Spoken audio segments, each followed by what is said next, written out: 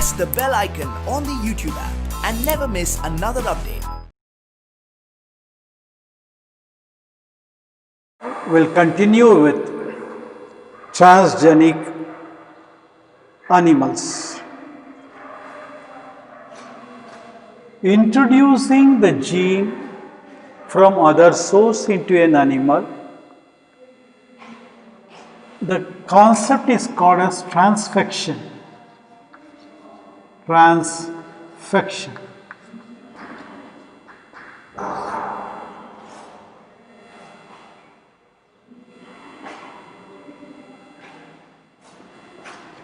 With reference to this, we have already discussed, the concepts like electrophoration, cold and heat treatment method, using calcium chloride solution and ice, and then gene gun method, micro injection method. Through this technique, transgenes can be introduced into animals, and that concept is called as transfection. In other organisms, the same is called by name transformation.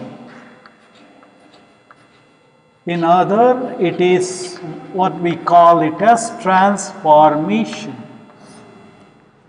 Here, with reference to animal, it is called as transfection.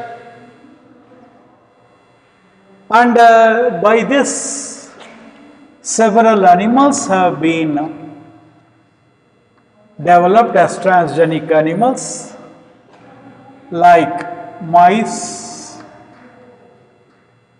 cow, pigs, rabbits, fishes,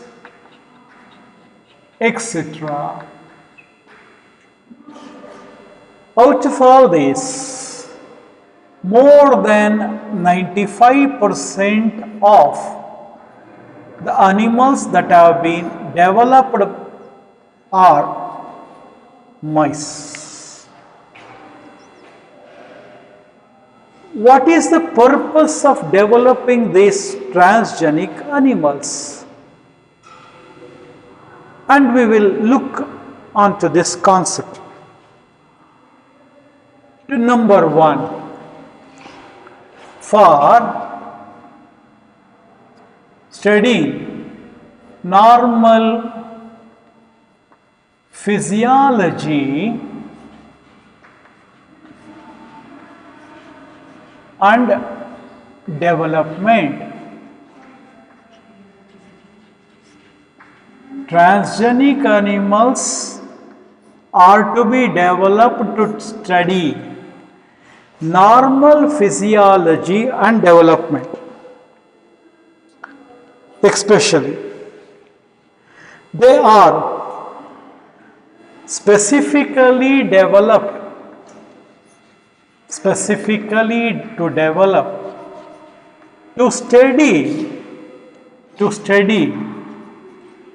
the role of genes, role of that particular gene, that is transgene, which we have introduced into the animal, its role in controlling the normal functions. What is the normal function of that? And how that is helpful in the development of that organism. See, we have introduced one particular gene to that animal to make that as a transgenic animal. So thereby, we will going to understand and how this, it is helpful to understand how this gene will helpful in studying the normal function of that particular organism and also what's its role in the development. We can have an example. We can have an example. See, you know that we have several growth factors. Growth factors. Let us say like there is one insulin-like growth factor, factor.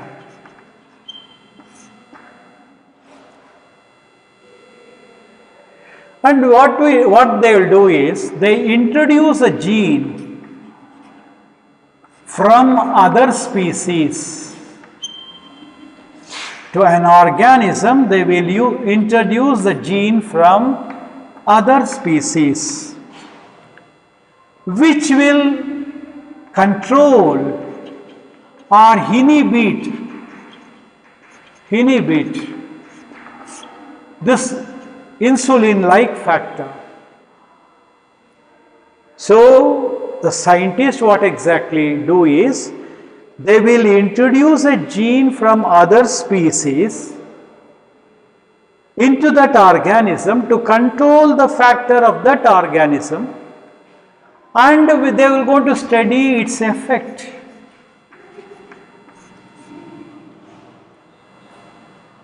What exactly the gene is able to do, and what is its role, and what is its especially the importance of it, how this been achieved. So thereby they can understand the biological role of that factor. So when they introduce the gene from other species to control this, in the absence of this factor, what are the functions of that organism are affected. That is why they can understand the role of that factor. I can just repeat the concept.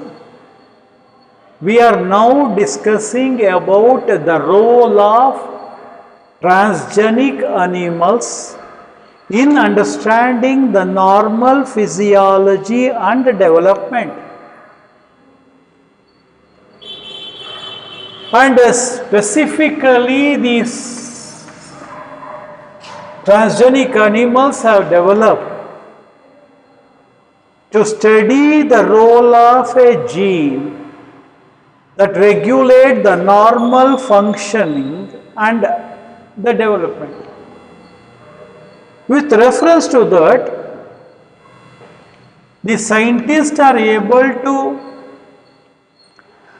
regulate the insulin-like growth factor by introducing the gene from other species to that organism, and that thereby that factor in that organism will be inhibited or controlled. In the absence of that, what are the functions that are affected in that organism can be clearly studied, and its biological role can be clearly understood. That is what exactly their intentions.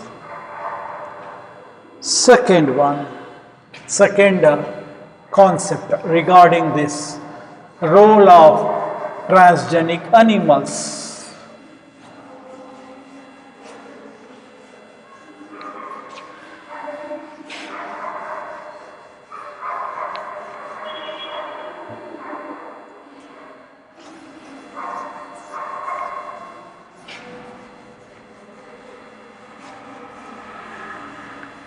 Second concept, study of disease. Second,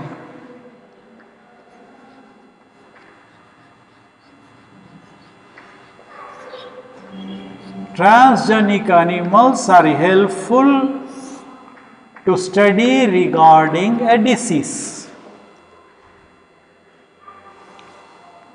So many of the transgenic animals have been developed basically to understand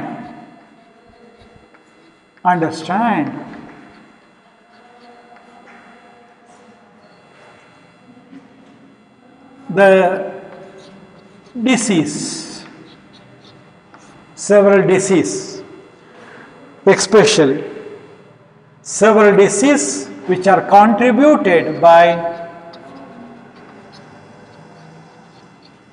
gene, or you can say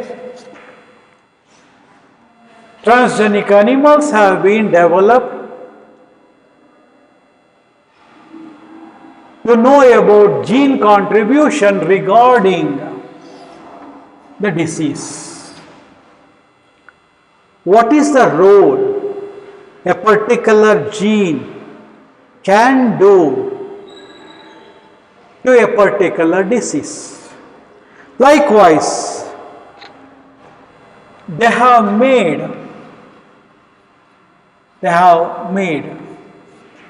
models to study a particular disease.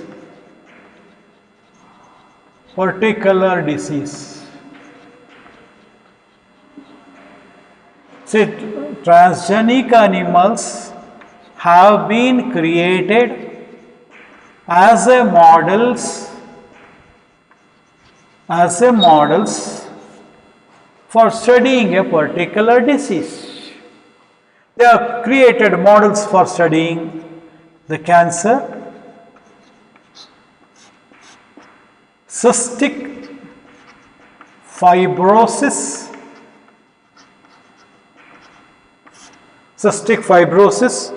and also rheumatoid arthritis,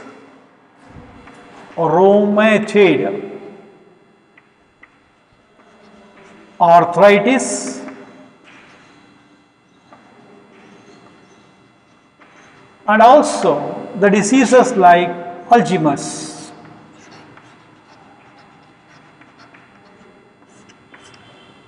This particularly they have developed transgenic animals, particularly with reference to mice.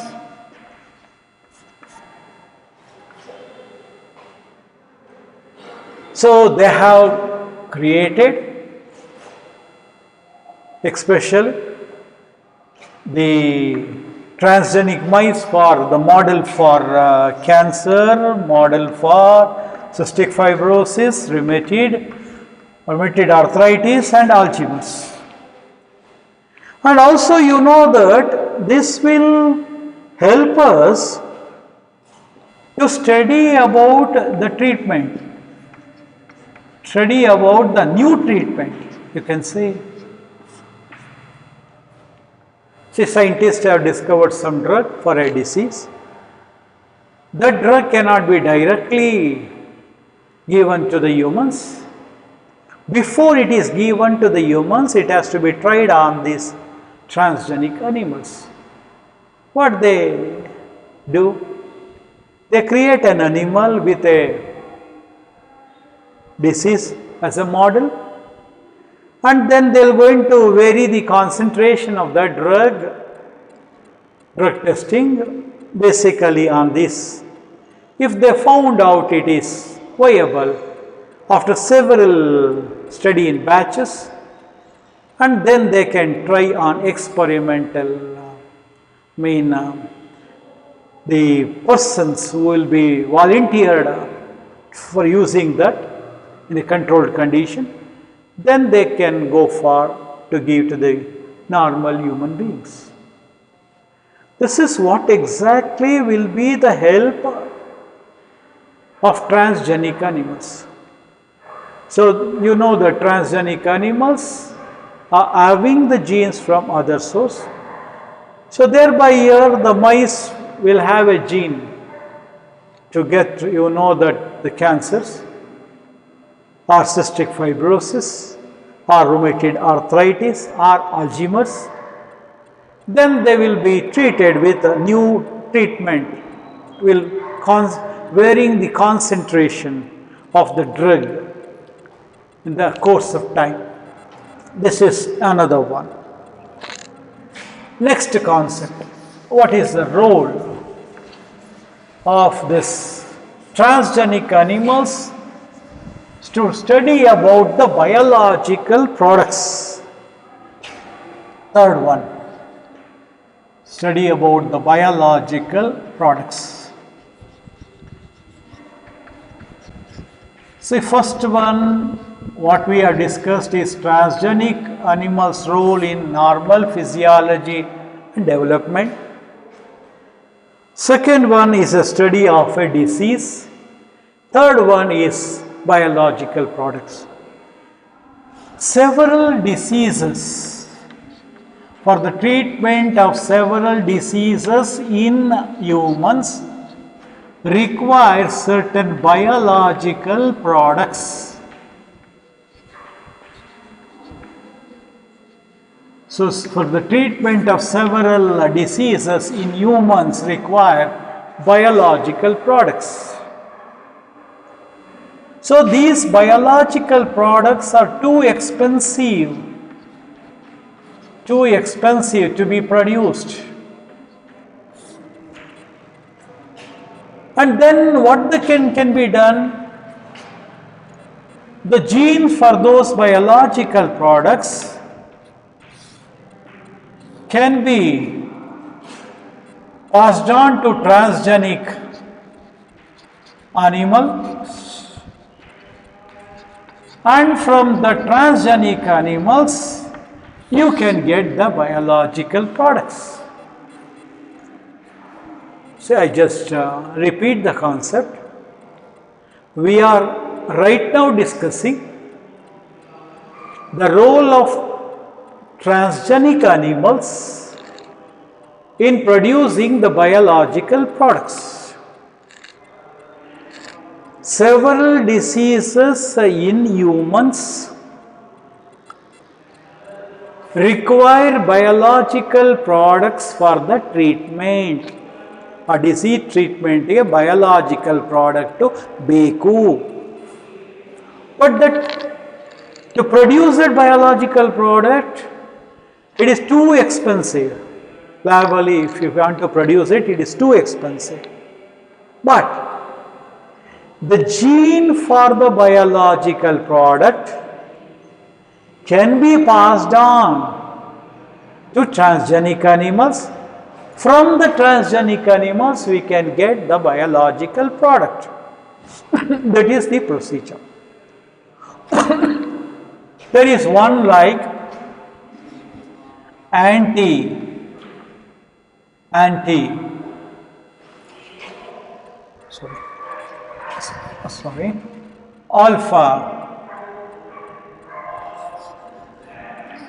alpha 1 antitrypsin,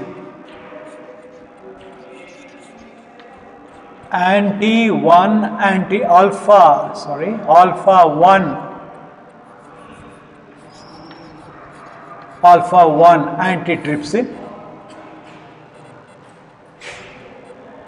This is required for the treatment of a disease called as emphysema. It is the disease related to lungs in smokers, fully blown up lungs, you can say. Alpha 1 antitrypsin is a biological product for the treatment of a disease like emphysema, is obtained from a transgenic animal. Similarly, in the same way,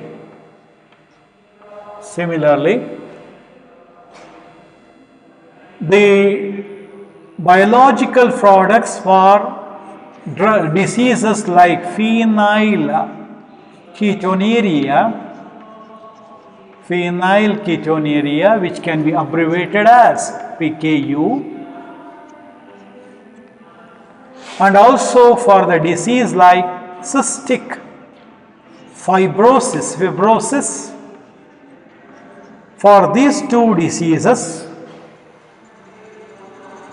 to obtain the drug from the transgenic animal is under progress. The research is under progress.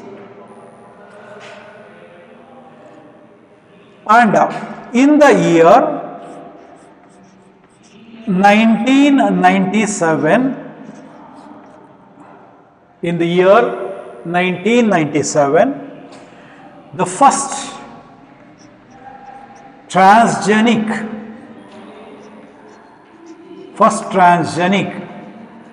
cow, namely Rosie, has been produced. In which year? In the year 1997, first transgenic cow, namely Rosie,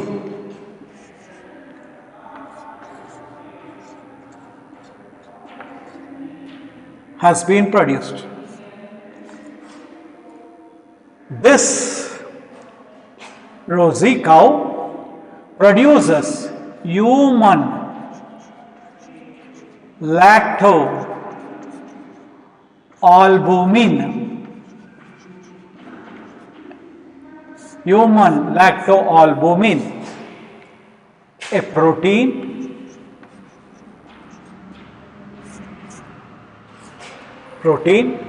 in its milk. The milk of the Rosie cow has that human lacto-albumin protein. The gene for that has been introduced into this.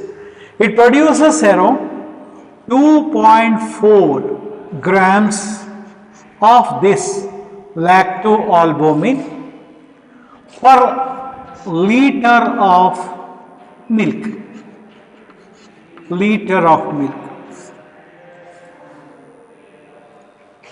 This milk of the Rosie is nutritionally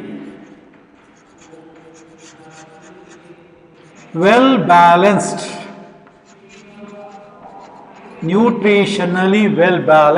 than other natural cows. ಬೇರೆ ಹಸುಗಳ ಹಾಲಿಗಿಂತ ರೋಸಿ ಹಸುವಿನ ಹಾಲು, it is more nutritionally balanced because it contains that human lacto-albumin protein as much as 2.4 grams of lacto-albumin per liter of milk, which is not there in other natural cows.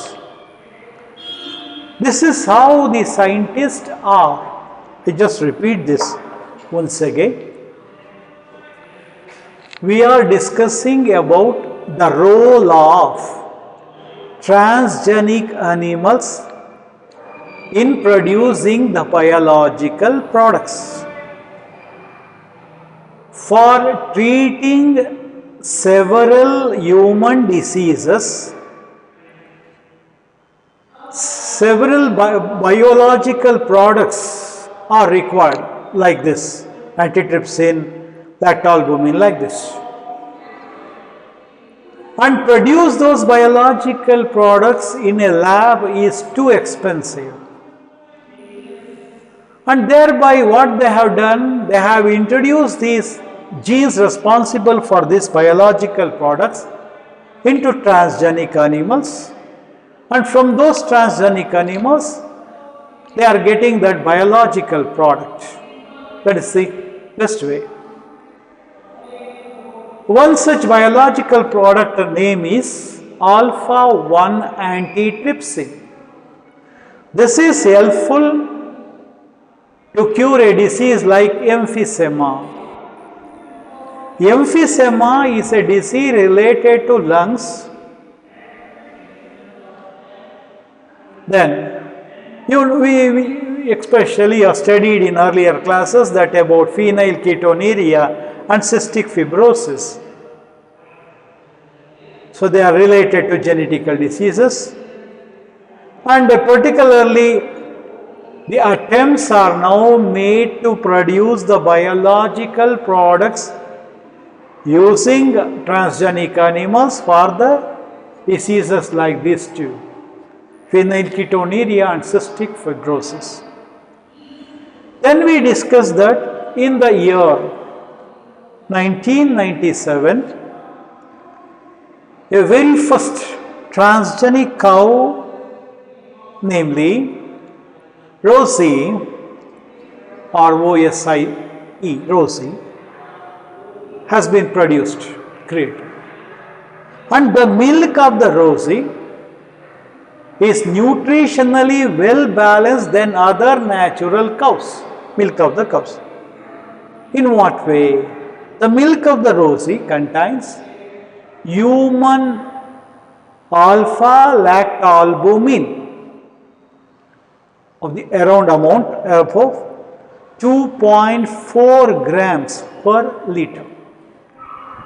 This is with reference to role of transgenic animals with reference to biological products. Fourth one.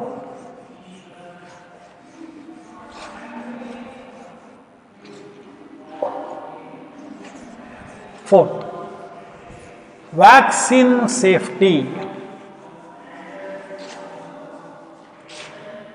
Vaccine safety.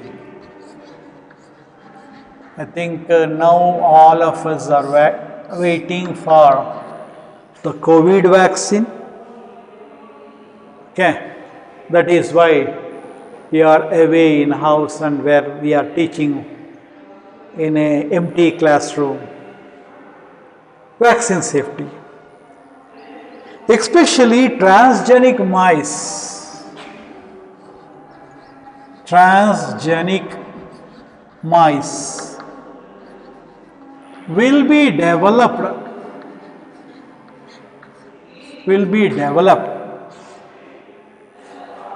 to especially,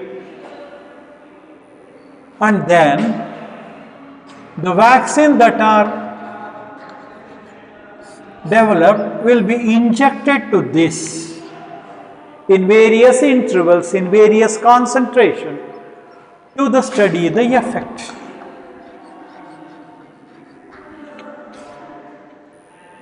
And in this way, the polio vaccine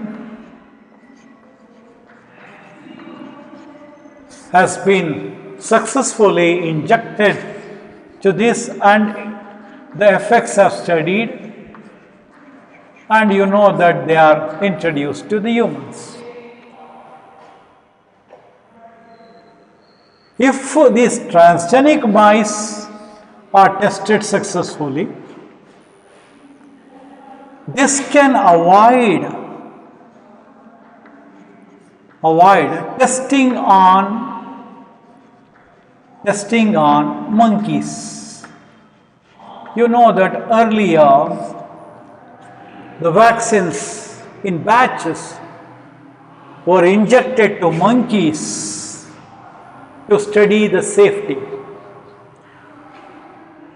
See, when a vaccine especially is manufactured, or you can say they are trying to develop a vaccine,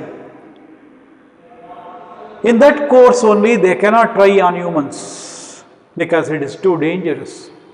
They will not allow. So for that, what they develop? They develop the transgenic mice to have the disease, genes for the disease, or they will provide the pathogen to that and cause a disease, okay, and create such a condition, and then they try to study the effect. Likewise, they tried the polio vaccines on transgenic mice with the best result. So normally trying on transgenic monkeys can be avoided. So the next fifth one, here we have chemical safety testing. The next one is the fifth one. We have gone with 4.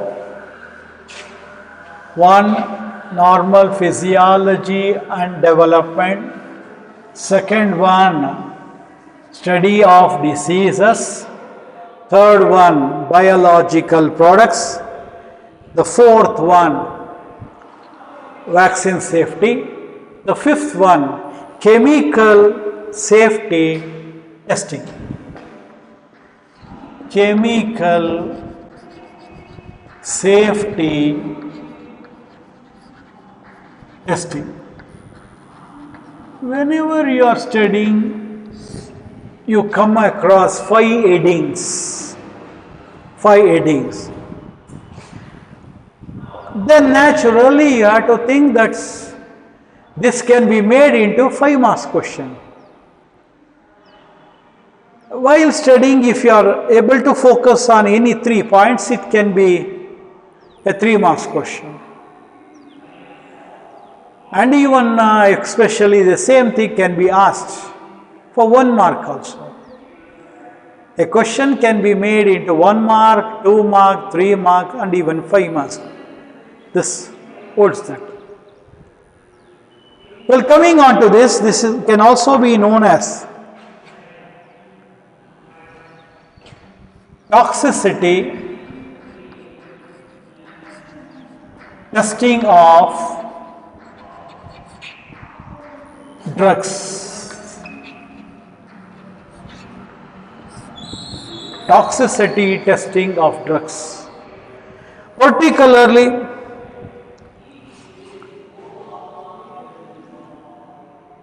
say several drugs whatever we are taking will have some levels of toxic chemicals. Toxic means poisons. And then what they will, they cannot even, that drug cannot be tested on humans directly. So for that they will going to develop transgenic animals. They make that animal more sensitive to that particular disease. And on that, when this animal is very sensitive to the disease, then non-transgenic animals, these non-transgenic animals are resistant to the disease.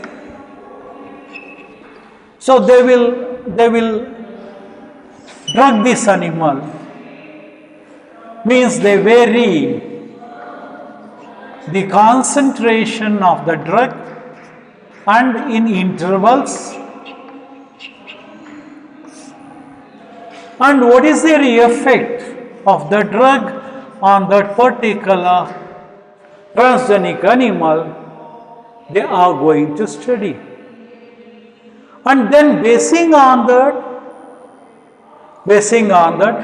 they can recommend it further. They can progress further with the discovery of the drug, testing of the drug in humans in the final phases. So, even the vaccines what they have to be discovered will be first tested on transgenic animals. The drugs that are produced will also be tested on transgenic animals, whether that have any toxic chemicals and that toxic will have any impact on the physiology functioning of the animal. After all this testing only, the medicine will be ready for to use of humans. It's a long procedure. That is why any drug to be finally come to market takes a longer time than expected, because they had to undergo all the procedures. So in all those procedures, the transgenic animals play a very important role. So with reference to this, and once the transgenic animals become sensitive, if the drug will be tested on it, and then time duration for the drug delivery will going to decrease. In less time they can test the drug. This is what exactly the concept related to the role of transgenic animal in biotechnology. Okay, that too in the field of medicine.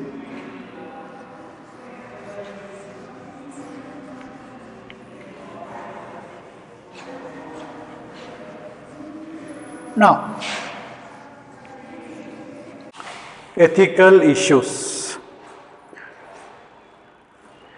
See, manipulation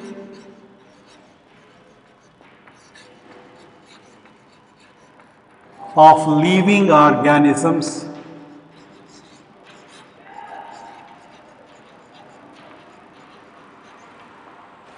by human race cannot continue like this, continue like this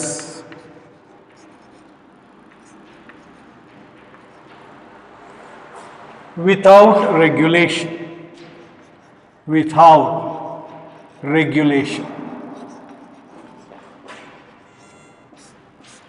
Say, genetically we are manipulating the living organisms. We are exchanging their genes. So that exchanging of genes in living organisms cannot go any further by human activities without regulation. And some ethical standard, you can say, the ethical standards are required in this regard, because even especially to evaluate the morality of humans,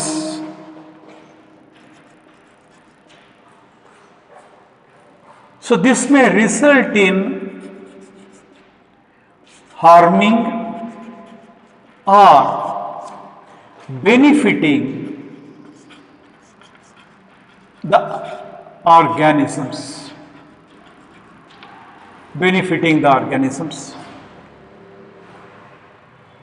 Say, we are discussing ethical issues with regard to biotechnological applications. See, what humans are doing, they are manipulating the organisms, genetic manipulation, or what we call it as genetic engineering, of exchanging the genes of living organism. This manipulation of living organisms by humans cannot go any further without regulation. Ethical standard is required regarding the morality of humans that may harm the organism or it may sometimes benefit an organism. See, going behind morality, leave the morality itself. See, biologically also,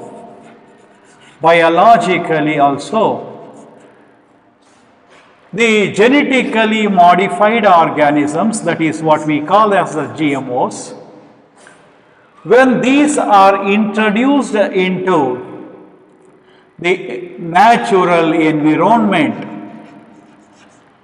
when these GMOs, genetically modified organisms, are introduced into natural environment, they may result in unpredictable,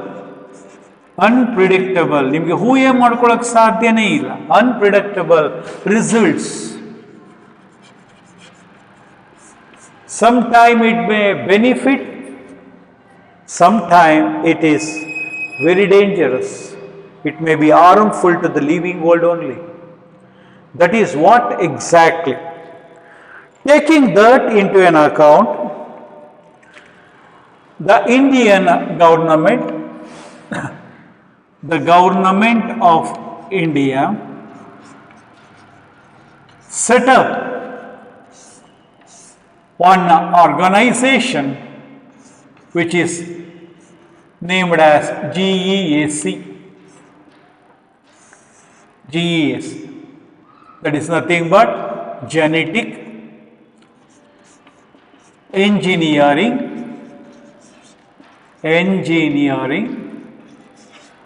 Approval Committee. Genetic Engineering Approval Committee. So we are right now we are discussing ethical issues in relation to biological application. In biotechnology, what we are doing? We are manipulating the genetic information of living organisms. What we are telling here, this manipulation of living organisms by humans cannot go on like this any further without proper regulation. There should be some regulation to this. An ethical standard should be maintained. That is, we have to evaluate our morality. Because this manipulation may result in harming the organism, or otherwise it may be benefiting an organism. Not even morality. Biologically also the GMOs, genetically modified organisms, when they are introduced into natural environment, they may result in they may bring about unpredictable result in a natural environment. In natural environment, they bring about unpredictable result. And to overlook all this, the government of India constituted a body called Genetic Engineering Approval Committee. This will look after the GM research and the validity of GM research and safety standards. The safety standards to be followed in genetic engineering experiments, and the validity of introducing the genetically modified organisms, especially for public usage. For public usage, or you can say for public purposes, how safely they can be introduced. This is what exactly is the lookout of this Genetic Engineering Approval Committee. And expression. With regard to genetic engineering, whatever the research they are doing, how safe is the research, how especially those even though genetically modified organisms are released for a public purpose or service, whether they are valid or not, whether they cause any damage, what are the rules to be followed in research. All the safety standards will be looked after this body. So, we will continue with ethical issues. See, many countries, multinational companies, they are doing lot of research, especially.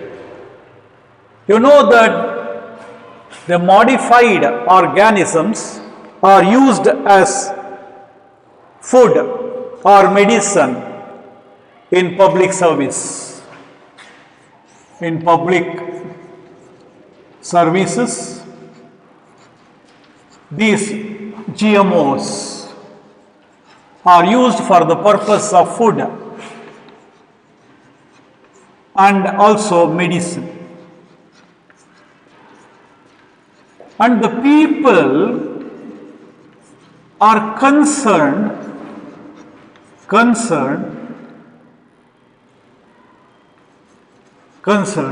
with the issues of patents that have been given to these genetically modified organisms. Some bioresources have been used by people for centuries using their traditional knowledge. They are well versed with this bioresources they are using. And you know that there's been long identified, very long they have identified this, they have developed this, and also they are using this for centuries.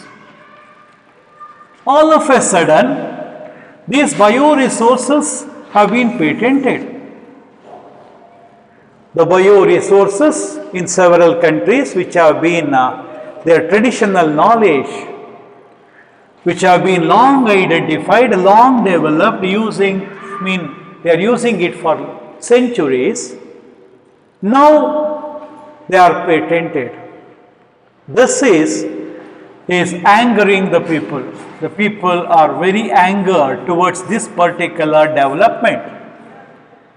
What they thought, their invention, what they thought, they know. For example, some people doesn't know who told them, but they have been using for long back. In spite of all these things, now all of a sudden a company comes and tells that you are not supposed to use it, and you have to pay the compensatory payment for that, the one that have been used for them for long back. So this is making the people very angry towards this. We have an example for this. Rice is an important crop. Rice is an important crop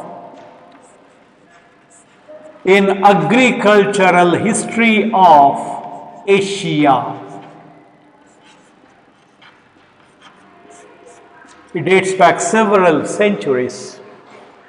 Rice is an important crop in agricultural history of Asia. And you know that in India alone, we have around 2 lakh varieties of rice. Just in India, there is around 2 lakh variety of rice. This is a rich diversity. India has a rich diversity with reference to rice in all over the world. India's rice diversity is considered to be one of the richest. And especially, there is one called basmati, rice. This rice is known for unique, means very special aroma and flavor. This basmati rice is rich for especially unique in aroma and flavor. And you know that there is 27 documented varieties of basmati rice in India. In India, there is well documented basmati rice variety 27. Say, what we are discussing here is certain bioresources have been used by people of different countries for centuries, and the new rules regarding patent are angering the people. For that, we are taking an example of rice. You know that the rice is an important crop in agricultural history of Asia. In agricultural history of Asia, the rice is a very important crop. In India alone, there are about 2 lakh varieties of rice, and they have been grown in India for centuries. This is the richest rice diversity. India has richest rice diversity in all over the world. Basmati rice is one of the rice variety which is unique, so special with its aroma and flavor. In basmati rice, there are about 27 well documented varieties of basmati rice in India only. The reference of basmati, mention of basmati rice is there in our ancient texts, and also they are there in our poetry, and also they are in folklore.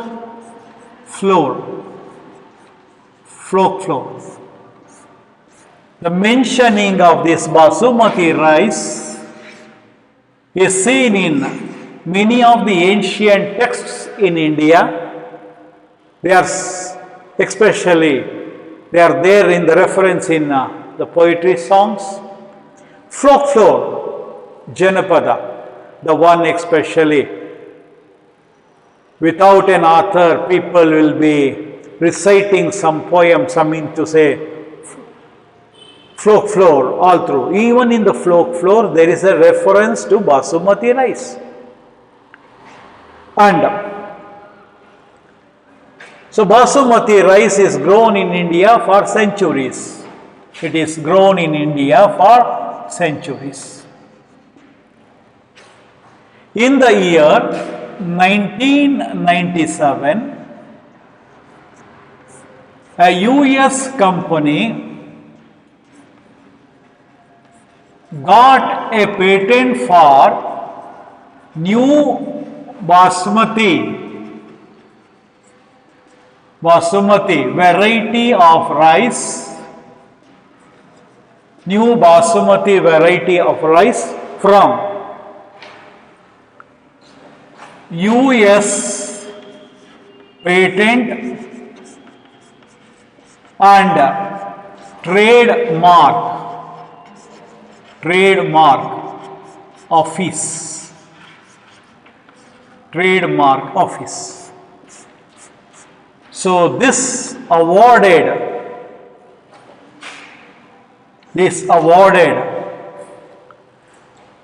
a patent for this US company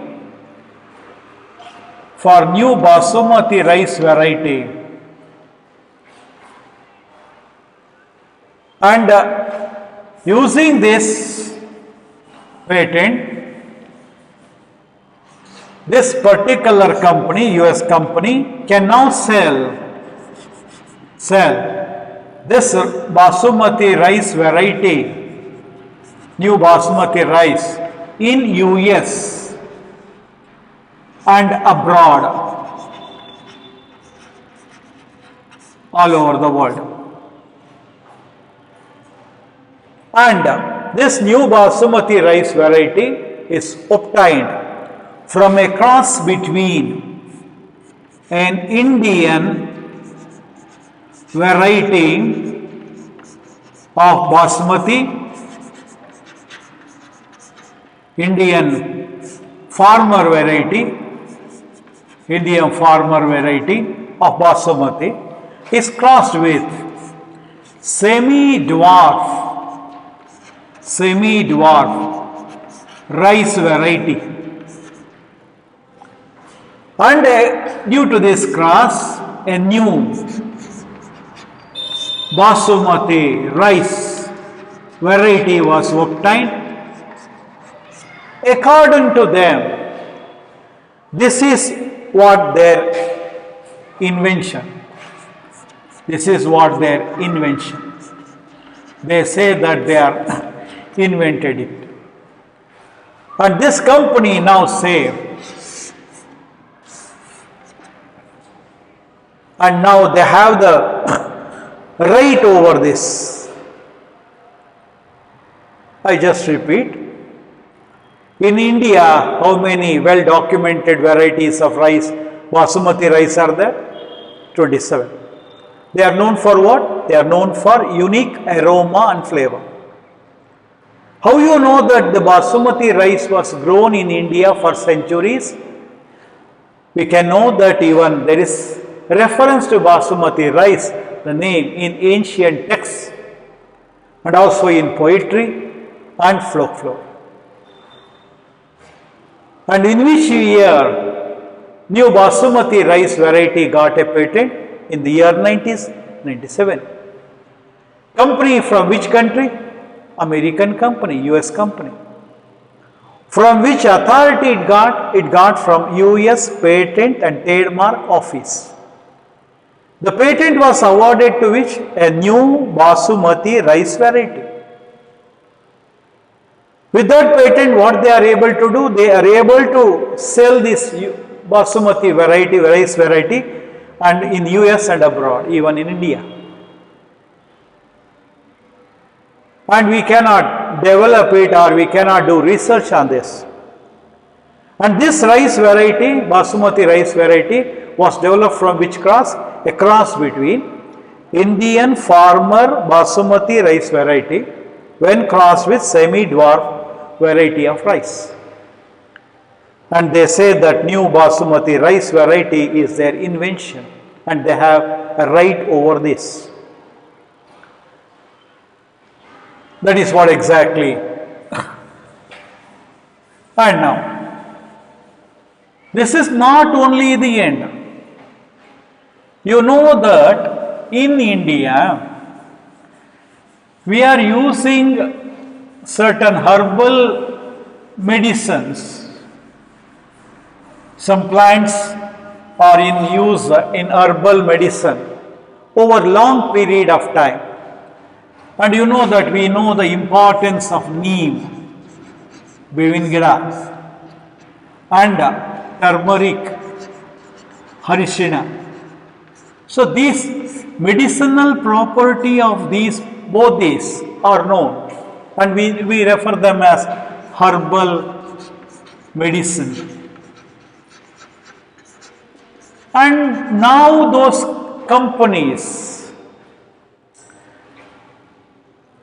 are trying to have patent for this. What they are doing, they are trying to have the patent for the medicinal property of neem and turmeric, which is known in India for centuries. And now, if we are not vigilant,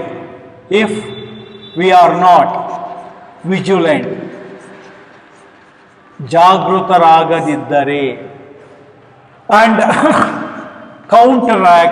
counter these patent applications. If you do not counter this with information, we have to counter this patent application by providing that they are in India, we are in use, we know the medicinal property of this. If we do not do this, and we may lose our rich legacy. You know that in India we are knowing the medicinal property of so many plants and animals. And through Ayurveda, it was very well especially developed, and it is very, very well known for centuries, used by India. So using that, we should counter this patent application, otherwise our rich legacy with reference to Ayurveda and this medicinal plant will be lost forever. And we have a term like biopiracy.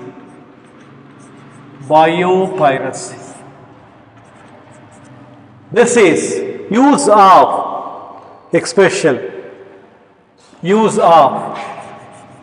bioresources by multinational company and other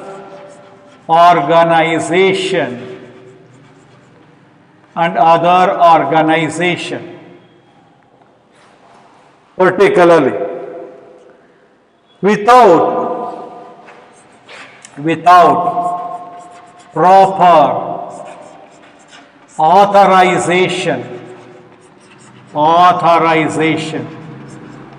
from countries or people concerned with it,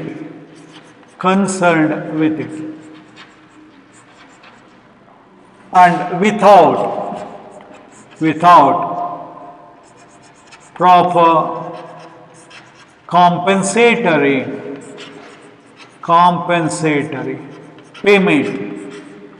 payments regarding this. Say, use of bioresources by multinational company and other organization without proper authorization from the country or people to which these bioresources belong. So these bioresources belong to certain country or people, and without proper compensatory payment, it is something like a theft of bioresources from one country or from the people who are concerned with it. You know that foreigners visit our village sites. They talk to the village people with help of a guide. They try to know the biological importance of certain plants and other things, and they record it. And then especially with a very simple payment, they carry this information to their countries, and they, with the help of this information, they manufacture a drug, and then they will go to market it to the people from where they got that information. So that is what exactly. I think in some Kannada movies that has been shown that a local people is captured by an emergency by offering him some drinks to tell regarding Ayurvedic medicine. Okay, that is what exactly the concept. And here you all know that okay, I just repeat this point once again. See, we talked about the US company which got that patent for basmati rice in the year 1997 from US Patent and Trademark Office. For the new variety developed from a cross between Indian farmer variety of rice with semi-dwarf variety. For that, they are saying that they are invention and they are having the right to sell it in US and other. Likewise, other organizations are also trying to have the patent for the medicinal property of neem and turmeric. These neem and turmeric are used in India by people knowing their medicinal value from long back. If we are not vigilant right now, if we not counter those patent applications right now, and then one day we may lose our rich legacy with reference to medicinal property or bioresources that are there in our India. With the same context, we have a term called biopiracy.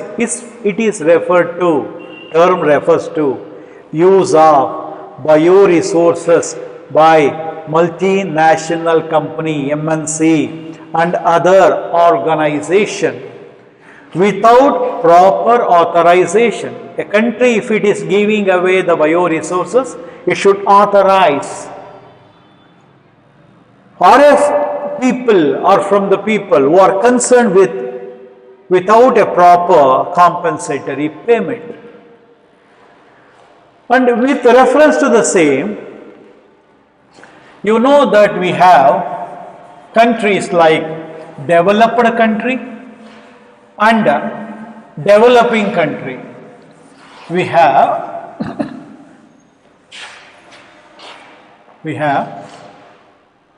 something like developed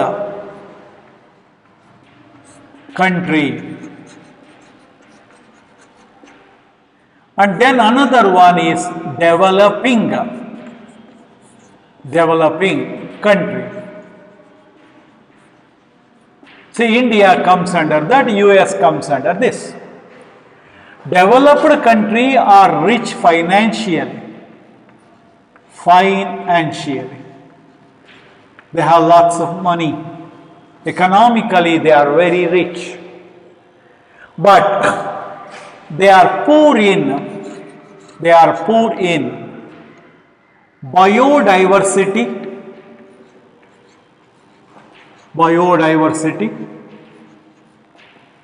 and also traditional knowledge regarding the medicinal property of plants and animals, etc. Whereas developing country is poor economically, means financially, but they are rich, very rich in biodiversity as well as traditional knowledge.